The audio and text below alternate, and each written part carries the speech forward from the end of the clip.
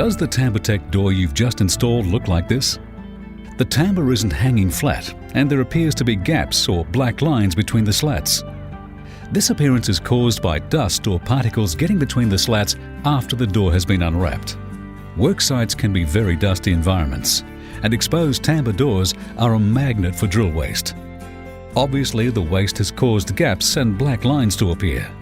To fix the problem, place the affected portion over the edge of a bench. Carefully inspect between each slat and remove each piece of rubbish. These can embed into the slat material and have to be picked out one by one. This is not a warranty issue. It's rubbish between the slats.